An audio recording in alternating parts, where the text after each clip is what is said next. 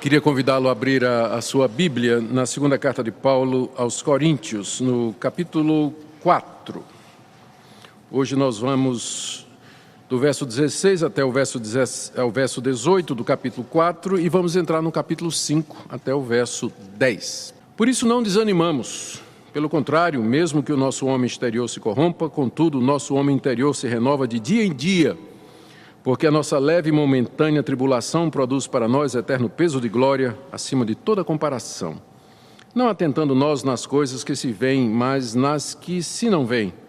Porque as que se veem são temporais e as que se não veem são eternas. Sabemos que se nossa casa terrestre desse tabernáculo se desfizer, nós temos da parte de Deus um edifício, casa não feita por mãos, eterna nos céus.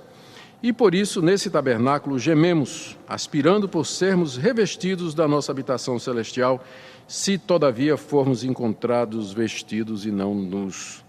Pois, na verdade, os que estamos nesse tabernáculo, gememos angustiados, não por querermos ser despidos, mas revestidos, para que o mortal seja absorvido pela vida. Ora, foi o próprio Deus quem nos preparou para isso, outorgando-nos o penhor do Espírito. Temos, portanto, sempre bom ânimo, sabendo que enquanto no corpo estamos ausentes do Senhor, visto que andamos por fé e não pelo que vemos. Entretanto, estamos em plena confiança, preferindo deixar o corpo e habitar com o Senhor. E é por isso que também nos esforçamos, quer presentes, quer ausentes, para lhe sermos agradáveis. Porque importa que todos nós compareçamos perante o tribunal de Cristo, para que cada um receba segundo o bem ou mal que tiver feito por meio do corpo. Gente, há tanta coisa aqui nessa passagem que eu vou apenas passar por alto, né, tocando. Praticamente cada versículo desse merece uma exposição e um estudo mais detalhado. Aqui nós temos Paulo revelando coisas a respeito da morte, da vida eterna, da ressurreição, também de como nós devemos viver aqui nesse mundo no meio dos sofrimentos. Na nossa última mensagem, nós vimos que Paulo está nessa parte da carta defendendo a autoridade do seu ministério contra falsos mestres que tinham entrado na igreja de Corinto e estavam atacando o direito de Paulo como apóstolo e a autoridade dele como mensageiro de Deus. Paulo então se defende, ele começou a fazer isso desde o capítulo 2, e na última mensagem nós vimos mais dois argumentos, ou mais dois temas que ele toca referente ao seu ministério, né, num tom de defesa. O primeiro, a causa do seu aparente fracasso no ministério entre os judeus, nós vimos isso dos versos de 1 a 6, e depois ele fala da causa e do propósito dos seus sofrimentos. Isso porque aqueles falsos mestres diziam que uma pessoa que sofria tanto como Paulo não podia ser de Deus. Como é que uma pessoa que apanhava onde ele passava, quando não era preso e apedrejado, era expulso da cidade, não tinha casa própria, não tinha carro do ano, não tinha riqueza, não tinha absolutamente nada, dependia da caridade dos outros, vivia fugindo, né, dos seus inimigos. Como é que essa pessoa podia ser de Deus? A resposta de Paulo é que Deus usava os sofrimentos. Vocês lembram o ponto principal da última mensagem? Que ele se via como um vaso de barro que tinha que ser quebrado para que o tesouro que ele trazia dentro, que era o conhecimento de Cristo, pudesse brilhar e abençoar outras pessoas. Então, os sofrimentos tinham o propósito de quebrar o apóstolo Paulo, mantê-lo humilde diante de Deus, para que o conhecimento que ele tinha a respeito da glória de Deus em Jesus Cristo pudesse ser transmitido. Aqui ele continua esse tema do sofrimento, né, no ministério. Por que ele sofria tanto? E na passagem que eu li para vocês, ele expõe de que forma ele reagia a esses sofrimentos. Como é que Paulo enfrentava todo aquele sofrimento? Vocês lembram que eu li 4 listas dos sofrimentos de Paulo na primeira carta aos Coríntios, e aqui na segunda carta tem 3. Né? Vocês lembram daquela lista que eu falei? Ele fala fome, nudez, perigo, espada, perigo de salteadores, perigo de morte, quase que ele morre afogado, foi fustigado pelos judeus, levou 39 varadas, né, dos judeus. Então a lista de sofrimentos é muito grande. Como é que Paulo encarava tudo isso? E aqui nós vamos ver, ele menciona 4 atitudes, vamos dizer assim, que ele tinha para com os sofrimentos que vinham na sua vida. Primeiro, ele não desanimava debaixo desses sofrimentos. Está aí do verso 6 até o verso 18. Segundo, ele aspirava ou ele ansiava muito a ressurreição dos mortos. Era o que mantinha ele andando, porque ele tinha em vista a ressurreição dos mortos, quando então o sofrimento acabaria e ele entraria na presença de Cristo e viveria eternamente na felicidade que Deus prometeu. Terceiro, isso aí está do versos 1 até o verso 5 do capítulo 5. A terceira atitude dele é que ele mantinha sempre bom ânimo. Está aí do capítulo 5, do verso 6 a 7. Sempre animado, apesar de todo o sofrimento. Em último lugar, ele se esforçava para agradar a Jesus aqui nesse mundo, no meio do sofrimento, versos de 9 a 10. Nós podemos aprender com o apóstolo Paulo, não é? Porque, embora os nossos sofrimentos não chegam nem perto, não é, do que ele passou, todavia os princípios que estão aqui se aplicam para nós. E nós temos outros tipos de sofrimento. Nós sofremos por doença, sofremos por opressão econômica, sofremos por conta de pessoas que nós amamos e que estão sofrendo, a gente sofre com elas também. Sofremos com inimigos, sofremos com calúnias, com mentiras e oposição, uma série de outras coisas. O que quer que seja, esses princípios aqui nos ajudam a lidar com o sofrimento e a dor aqui nesse mundo. Então vamos ver como é que Paulo encarava os sofrimentos, começando então com o que ele diz aí nos versos 6 a 18, de que ele não desanimava. Veja especialmente, é o início do verso 16. Ele diz, por isso não desanimamos. O isso aí é o que nós vimos antes, não é? O propósito dos sofrimentos. Por que é que Deus permitia o sofrer? É porque através do sofrimento Paulo se tornava útil a outras pessoas. Por isso, então, ele não desanimava.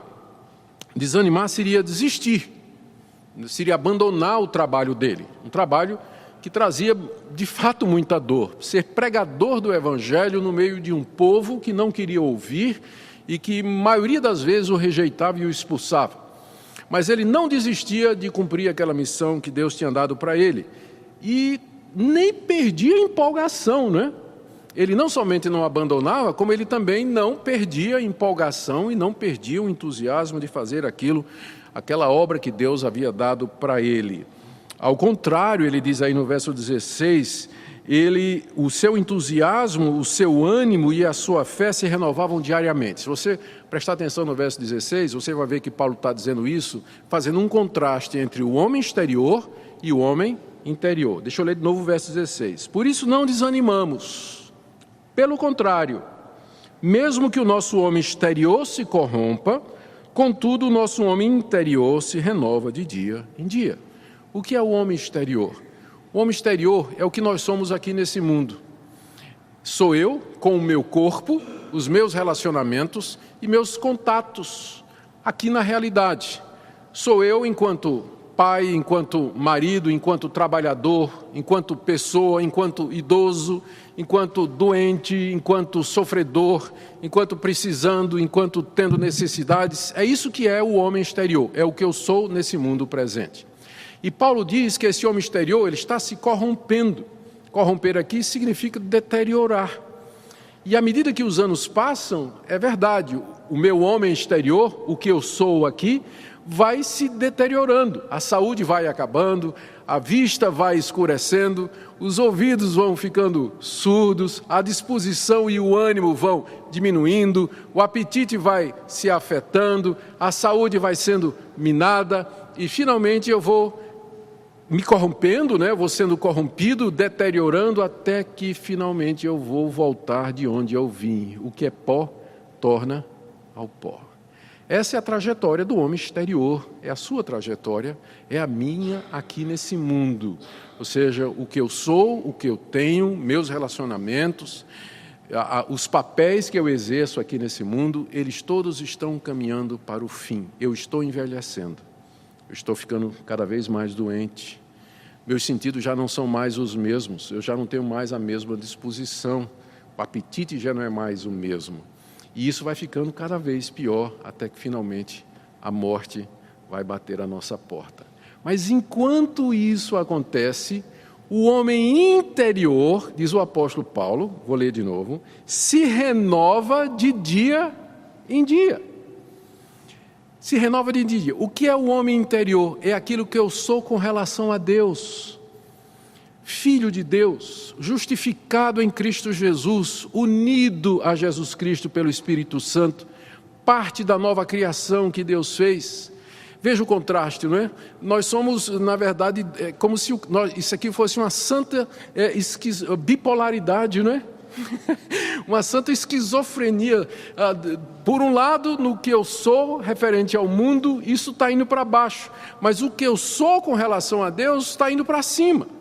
Então, enquanto meu corpo e o que eu sou aqui vai se corrompendo, o que eu sou com relação a Deus vai se renovando. Então, eu tenho dois movimentos dentro de mim, um para baixo, não dentro de mim, há dois movimentos em mim, um para baixo, que é a minha vida aqui nesse mundo, e outro para cima, que é o meu relacionamento com Deus. Por isso que Paulo não desanimava, porque ele sabia que enquanto, mesmo que a cada dia ele fosse ficando velho, doente, fraco, as dores aumentando, os problemas aumentando, por outro lado, por dentro, o amor dele a Deus, a sua esperança, a sua fé, o conhecimento de Deus, a segurança e a expectativa e esperança da vida eterna aumentavam todo dia. Diariamente, o novo homem é renovado enquanto o velho vai passando. Eu poderia então com isso dizer que quanto mais idoso é o crente, mais ele é moço por dentro, não é? Isso é verdade a respeito de todo verdadeiro crente. Ele ganhou experiência, ele aprendeu o que é que os sofrimentos significam, ele aprende a desejar as coisas de Deus. Tem coisas que só a idade podem trazer. Eu não quero dizer que com isso os jovens crentes não podem experimentar essa coisa, porque até as crianças, não é? Elas já sofrem. Desde cedo o sofrimento marca a nossa vida. E uma criança pode entender isso que eu estou dizendo. Ela sofre, ela tem angústias, ela tem dificuldades, os adolescentes, os jovens também. Mas se ele tem consciência da comunhão com Deus, ele não desanima. Eu não desanimo, diz o apóstolo Paulo, porque eu sei que estas coisas, elas vão passar mesmo. Mas o meu novo homem, o homem interior, ele se renova cada dia. Era assim que Paulo via a realidade. Como é que Paulo conseguia isso? Como é que ele conseguia essa renovação diária? Ele explica nos versículos seguintes. No verso 17, a gente percebe que Paulo, ele viu o quadro maior. E ele mostra isso através de uma comparação. Ele diz assim, olha, a nossa leve e momentânea tribulação, que é o nosso homem exterior aqui nesse mundo, produz para nós eterno peso de glória acima de toda comparação. Ou seja, Paulo viu o quadro maior. Ele fazia uma comparação. Ele comparava a glória que está reservada, que está preparada maior para nós, com o que ele chama aqui de nossa leve e momentânea tribulação. Por pior que o seu sofrimento seja, ele é leve e momentâneo comparado com o peso da glória que nos espera. Então, se você tem esse quadro maior em vista, você vai enfrentar o sofrimento da maneira correta. Você não vai desanimar, porque você está vendo o quadro maior. O problema quando chega o sofrimento é que o crente perde o foco, ele foca na dor, ele foca no problema, ele foca na aflição, ele foca na frustração e ele deixa de ver o quadro maior de que essas coisas, na verdade, elas estão contribuindo para a renovação do homem interior e preparando para aquela glória que Deus tem reservada para nós. Paulo, então, tinha o quadro maior em vista e ele faz uma comparação para isso. E não somente isso, aqui no verso 18 tem outro segredo de Paulo. Ele prestava atenção nas coisas que realmente importavam. Veja o que ele diz no verso 18. Não atentando nós, atentar aqui quer dizer prestar atenção. Não prestando atenção nas coisas que se veem, mas nas que se não veem. Porque as coisas que se veem são temporais e as que não se veem são eternas. Gente, o que é que causa mais sofrimento para a gente? Não são as coisas que a gente vê? as coisas que a gente sente? É um amigo, é uma casa, é uma propriedade, é um negócio, é dinheiro, são pessoas, é o mundo ao nosso redor, o mundo material. É isso que nos provoca mais aflição. Eu queria ser isso, eu queria ter aquilo, eu não queria que as coisas acontecessem desse jeito. Por que aconteceu isso? Perdi uma pessoa, estou doente, estou aflito. Se você focar nas coisas que se veem, você vai sofrer, você vai ser infeliz. O foco tem que ser nas coisas invisíveis, nas promessas de Deus, como ele diz aqui. Eu não presto atenção nas coisas que se veem. Não é que nós vamos negar a realidade, não é que isso é budismo. O budismo nega a realidade e o sofrimento. Não é que você vai negar a realidade, mas o seu foco não é isso aqui. Não pode ser a sua família, as pessoas que você gosta, a sua casa, o seu carro, o seu emprego, a sua saúde, o seu hobby, suas coisas prediletas, porque estas coisas, ele diz aqui, são temporais, elas vão passar, vão se corromper juntamente com o homem exterior, mas as coisas invisíveis, elas são eternas. O que são as coisas invisíveis? Deus, Cristo, o Espírito Santo, perdão de pecados, a vida eterna, o novo céu e a nova terra, as promessas de Deus. Essas coisas não se veem com os nossos sentidos, mas é nelas que eu tenho que focar a minha atenção. Se eu viver aqui nesse mundo, como Paulo diz aqui, primeiro vendo o quadro maior, leve e momentânea tribulação, peso de glória, e focar nas coisas invisíveis, eu vou ter a mesma atitude de Paulo no início do verso 16, eu não desanimo. O problema é que quando o sofrimento vem, o crente desanima, deixa de orar, perde a vontade de ler a Bíblia, perde a vontade de ir para a igreja, perde a vontade de... Ele desanima. Como não desanimar? Paulo está explicando aqui. Você foca nas coisas invisíveis, nas coisas que são eternas. Veja o quadro maior e saiba que enquanto sua existência aqui nesse mundo está se destiolando, deteriorando, se desvanecendo, contudo o homem interior que vai herdar todas as coisas, o que vai ficar para todo sempre, ele se renova todo dia. Ou seja, é uma questão de perspectiva. Você nota que Deus não promete tirar o sofrimento e nem promete que os seus filhos jamais passarão por sofrimento. Ao contrário, a Bíblia sempre nos diz que através de muitas tribulações nos importa entrar no reino de Deus. A Bíblia, Jesus Cristo disse, no mundo tereis aflições.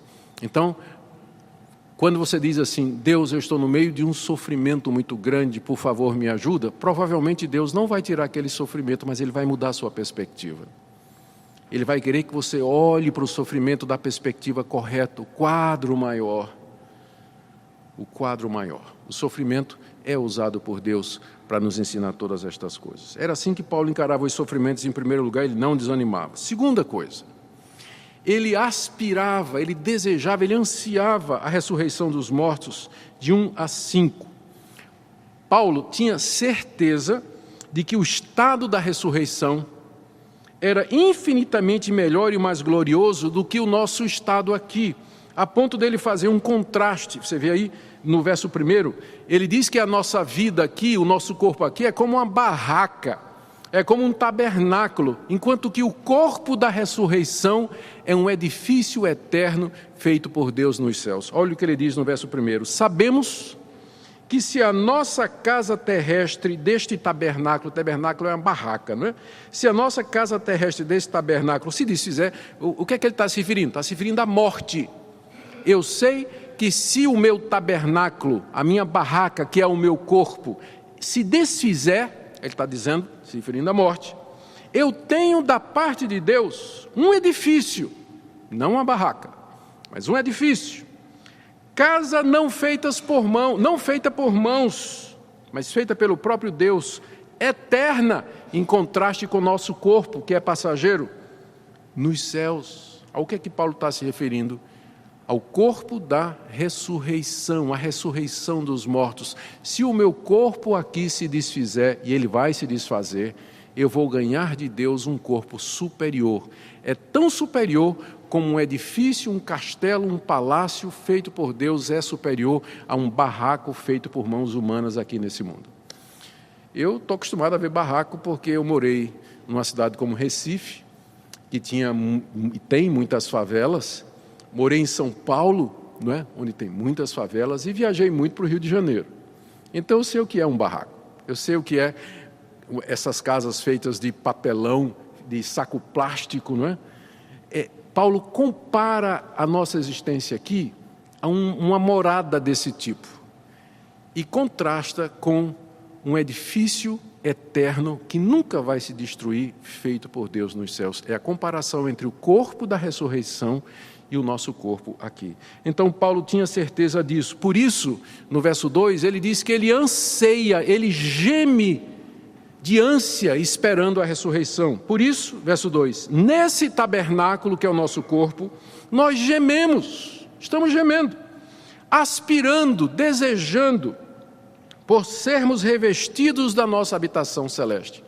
Ou seja, Paulo tinha consciência do que é que o esperava depois da morte. Ele tinha certeza de que depois da sua morte ele teria o corpo da ressurreição. E ele ansiava por isso, ele gemia no seu coração, como que dizendo assim, ó Deus, quando é que o Senhor vai me libertar desse corpo, me tirar dessa situação de sofrimento e de dor, porque eu quero conhecer esse corpo glorioso, eu quero conhecer esse estado maravilhoso de perfeição, de glória, de felicidade eterna. Mas ele coloca aqui algumas qualificações. Primeiro, no verso 3, ele diz que isso só vai acontecer para quem é crente mesmo. Verso 3, se, todavia, formos encontrados vestidos e não nus. O que ele quer dizer com isso? Só se você tiver fé verdadeira.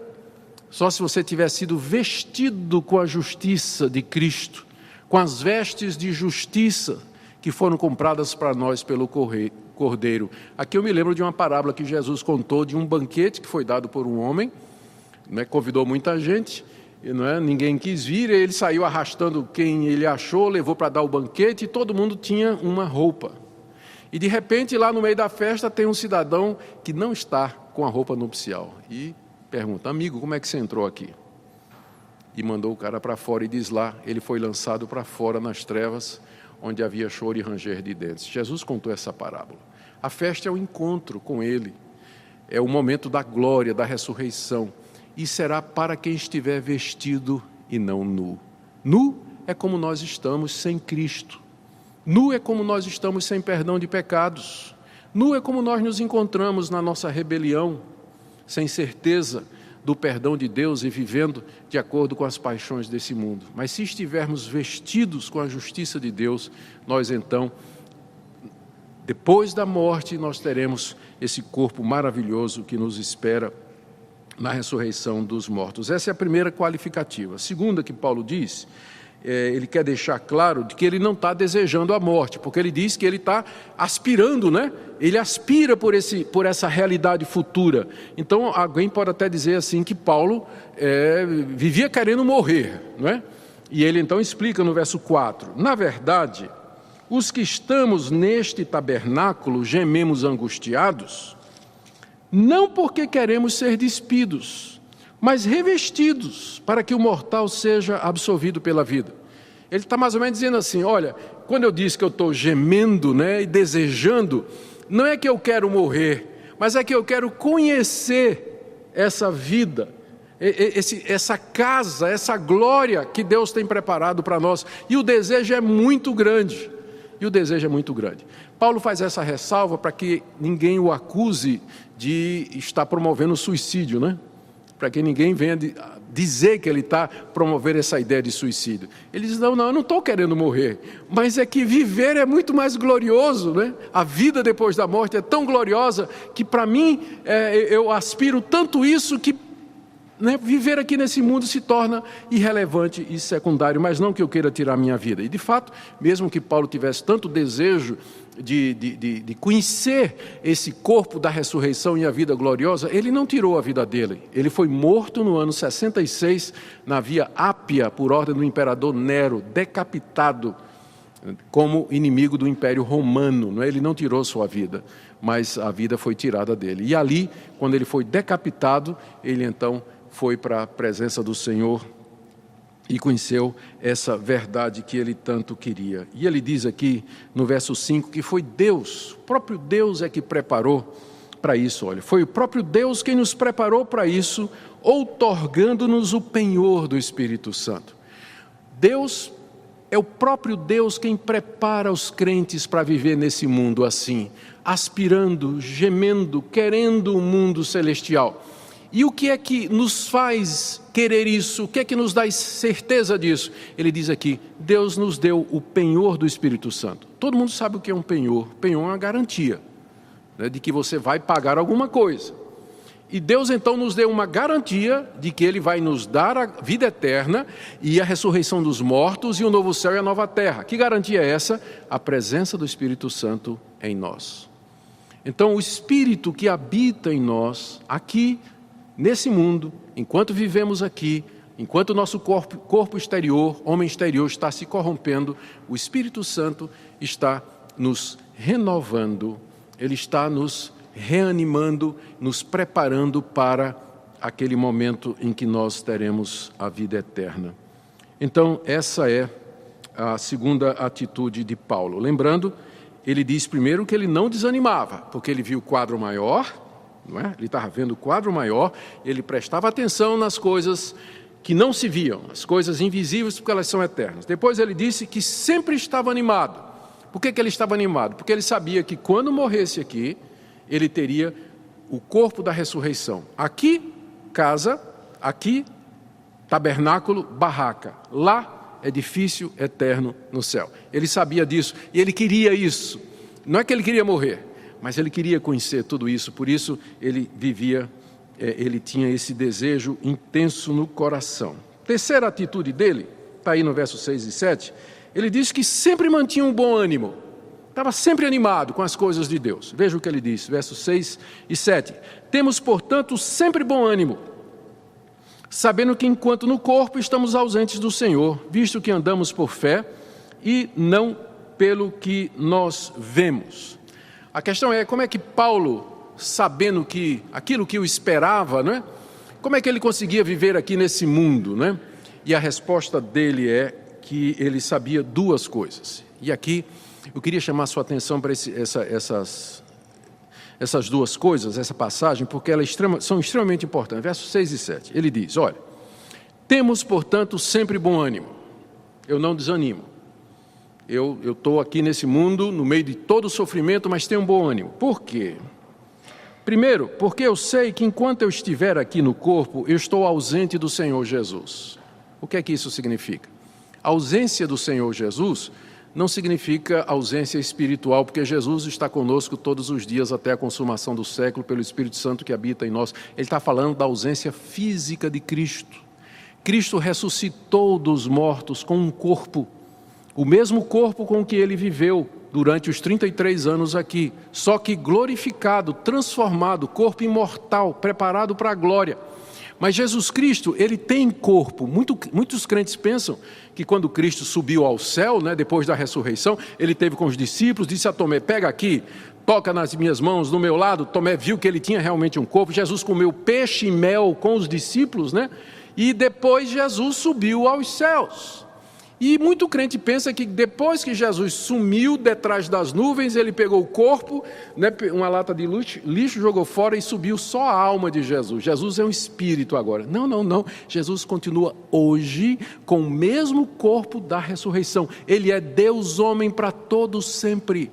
Então, enquanto nós estamos aqui, nós estamos ausentes de Cristo, fisicamente falando.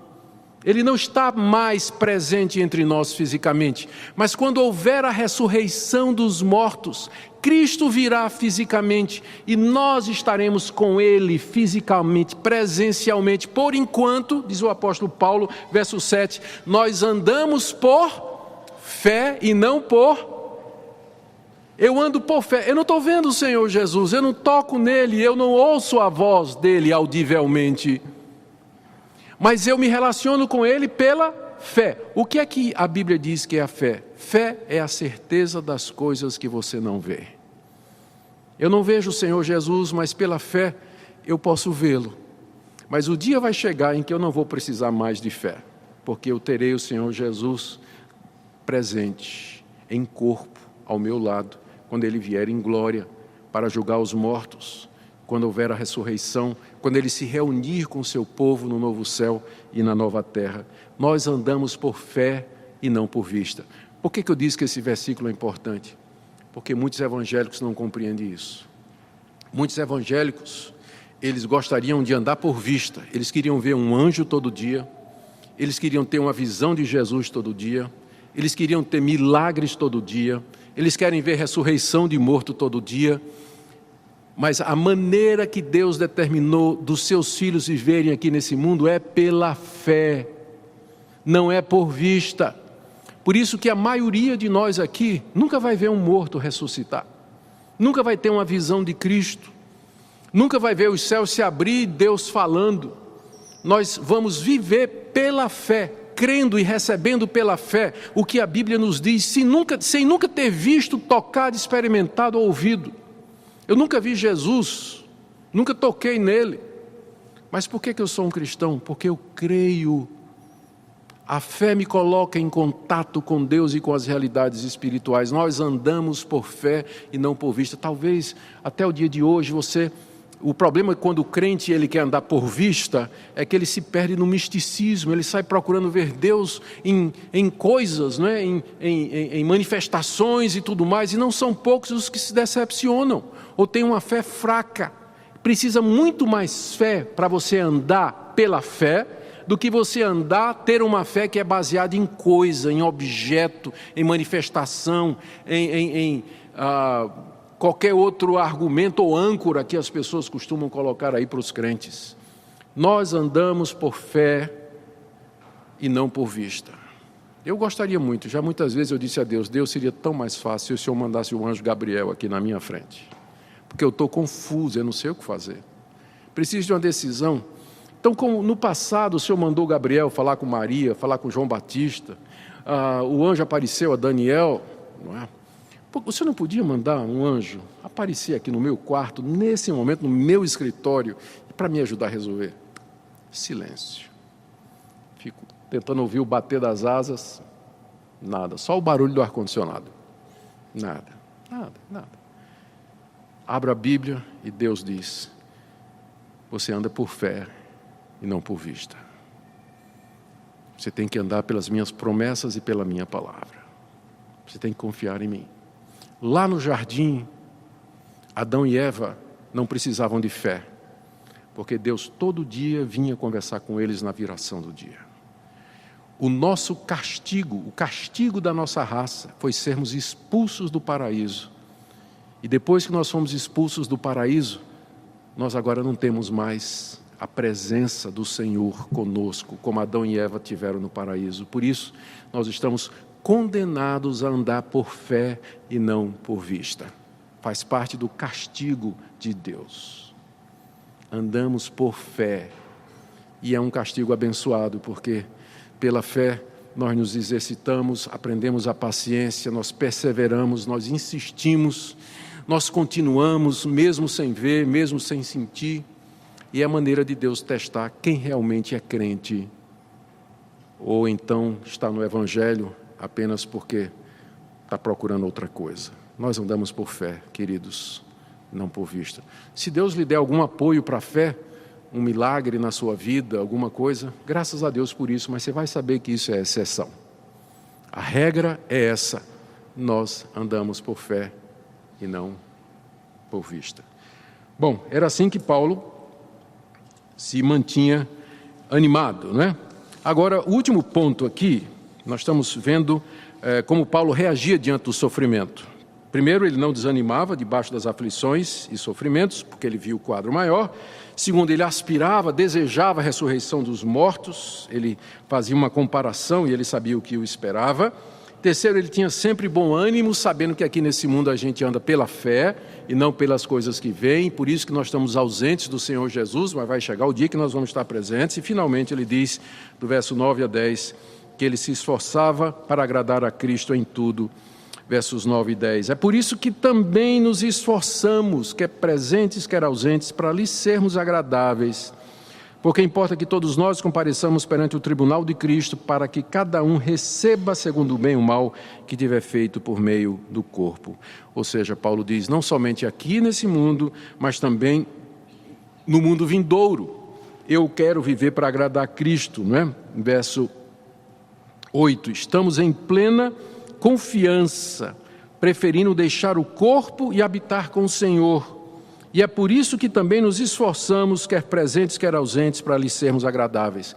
Quer aqui, ausentes do Senhor, quer lá, presentes com Ele. O alvo da minha vida é viver para agradar a Jesus Cristo, aqui nesse mundo e no mundo vindouro. Por isso que eu quero partir, diz o apóstolo Paulo, quero deixar esse corpo, verso 8, e habitar com o Senhor, estar com Ele para todo sempre e servi-lo na eternidade como eu estou servindo aqui. É por isso que ele diz que eu me esforço para ser agradável.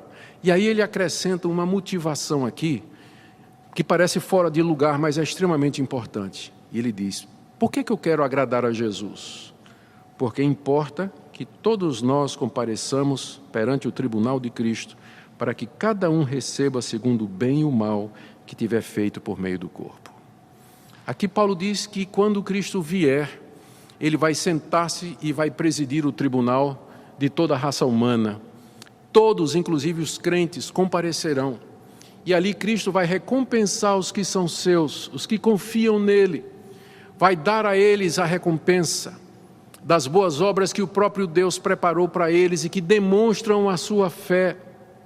Enquanto que os ímpios, os incrédulos, que rejeitaram a mensagem, que fecharam o coração, que viveram sem Deus nesse mundo, eles serão devidamente julgados e condenados ao castigo eterno no fogo que não se apaga, a Bíblia chama de lago de fogo. Haverá um dia do juízo, por isso Paulo diz, eu quero ser agradável a Jesus Cristo, porque naquele dia ele haverá de dar a recompensa, ele haverá de recompensar a maneira como eu o servi aqui nesse mundo. Alguém pode dizer, mas isso não é um motivo egoísta? É um motivo que a Bíblia apresenta. Não só aqui, mas em muitos outros lugares a Bíblia fala e nos encoraja a servir a Deus e viver para Deus aqui, pensando na recompensa que Deus haverá de nos dar naquele dia. E eu creio que é um estímulo bom, não é um estímulo errado. Pensar que um dia nós estaremos diante do tribunal de Cristo, onde então Cristo publicamente haverá de nos receber, nos perdoar e nos recompensar pelas obras que a sua graça operou em nós. Lembra do que Paulo diz em Efésios 2:10?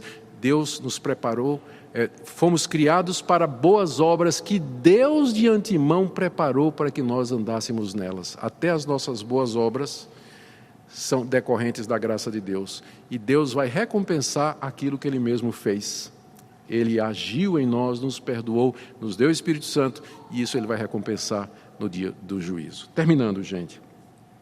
Essa passagem que eu li para vocês nessa noite e expliquei, ela nos mostra que a única fonte verdadeira de conforto e consolo aqui nesse mundo, de fato é a esperança da vida eterna, a certeza da ressurreição dos mortos, a expectativa da vinda de Cristo e a vida com Ele na glória e no céu. Nós vemos também aqui que nesse mundo o sofrimento nos aguarda e que nós vivemos por vista. Nós não andamos por vista, mas nós vivemos pela fé. A fé é a certeza de coisas que não se veem, é a convicção de fatos que se esperam. E é pela fé que nós podemos enfrentar as dificuldades que existem aqui nesse mundo. Aprendemos também que o nosso objetivo, enquanto estamos aqui, é agradar o Senhor Jesus, até aquele dia em que nós estaremos com Ele pessoalmente, na glória eterna, juntamente com os nossos irmãos de todo o mundo, no novo céu e na nova terra onde habita a justiça. Eu queria que você ficasse confortado nessa noite, que você meditasse nessas coisas. Talvez você tenha que reorientar a sua vida, a maneira como você olha para o sofrimento, para a dor, para a agonia e tudo mais. Hoje eu estava gravando o programa Em Poucas Palavras, né? E teve uma pergunta de um ouvinte que eu deixei para responder no próximo programa, porque tinha muitas outras perguntas, mas essa me chamou a atenção. Ela disse assim, eu tenho um amigo que sofreu muito na vida, perdeu o pai quando era mais moço, depois perdeu a mãe e agora está com uma doença terminal. E ele resolveu se tornar ateu, dizendo, não pode existir um Deus com tanto sofrimento na minha vida. Resolveu se tornar ateu. Eu, quando for responder essa pergunta, eu vou responder à luz do que eu disse aqui. Você não pode medir o plano de Deus, a existência de Deus e o amor de Deus em termos do sofrimento que nós enfrentamos nesse mundo, porque se fosse assim, o apóstolo Paulo já tinha desanimado, tinha desistido, tinha abandonado o Evangelho, e milhares e milhares de outros cristãos que perderam pessoas, perderam filho com doença, perderam entes queridos, ficaram mutilados em acidentes, perderam subsistência, o meio de vida, estão apertados, passando necessidade.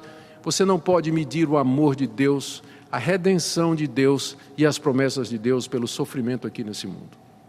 Eu espero que você saia daqui com essa lição nessa noite, que você esteja disposto a olhar para a vida de uma outra perspectiva, o quadro maior, e prestando atenção nas coisas que você não vê. É por isso que nós andamos por fé, porque elas não se veem, mas elas são as coisas que importam, que são as coisas eternas. Amém? Vamos orar. Aumenta a nossa fé, Senhor, aumenta a nossa fé.